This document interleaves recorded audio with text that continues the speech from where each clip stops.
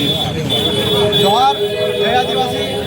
आज 9 ऑगस्ट विश्व आदिवासी दिवस निमित्ते देश विदेशना तमाम आदिवासी भाई बहनों ने हार्दिक शुभकामनाओं અને સાથે સાથે જોહાર અભિવંદન આપું છું। આજે 9 ઓગસ્ટ માત્ર ડભોઈ કે ભારત દેશમાં પૂરતો સીમિત નથી, પરંતુ પૂરા વિશ્વભરની અંદર આદિવાસી સમાજની સંસ્કૃતિ, ઓળખ, પરંપરા, અસ્તિત્વ અને સાંસ્કૃતિક આ કાર્યક્રમ ઉજાગર કરવાનો દિવસ છે।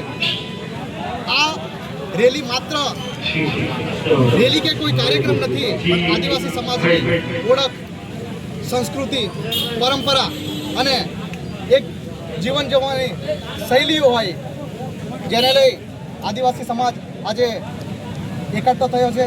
ત્યારે ડભોઈમાં વિશ્વ આદિવાસી ઉજવણી સમિતિ અને આદિવાસી બિરસા યુવા સંગઠનના નેતૃત્વ હેઠળ આ ભવ્ય રેલીનું આયોજન કરેલું છે। ત્યારે તમામ આદિવાસી ભાઈઓ બહેનોને આ તબક્કે રેલીમાં જોડાયેલા આદિવાસી ભાઈઓ બહેનોને હાર્દિક શુભકામનાઓ પાઠવું છું।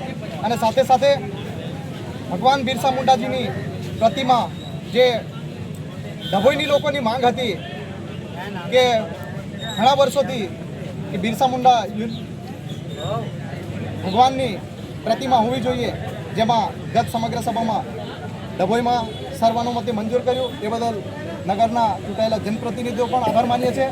અને સાથે સાથે આ ભગવાન બિરસા મુંડાજીની જીવન, વિચાર અને સંઘર્ષને પ્રેરણા લઈ સમાજને એક જ સંદેશો આપવા માંગીએ છીએ કે સમાજ શિક્ષિત બને, સંગઠિત બને અને સંસ્કૃતિ અને પરંપરા જળવાઈ રહે તે માટે સતત પ્રયત્ન કરવાની અમારી સૌની જવાબદારી છે।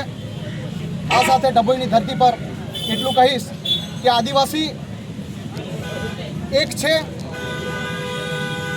એકઠા છે અને સંગઠિત છે।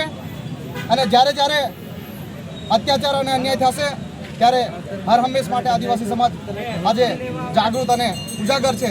જે આ સંદેશો આપી આદિવાસી ભાઈઓ બહેનોને હાર્દિક શુભકામનાઓ પાઠવું છું। સાથે સાથે આ કાર્યક્રમને જન સુધી પહોંચાડવાનાર પત્રકાર મિત્રોનો પણ આ તબક્કે ખૂબ ખૂબ આભાર માનું છું। જોહાર, જય આદિવાસી। जय नारा है भारत देश हमारा है, जय जोहार का नारा है भारत देश।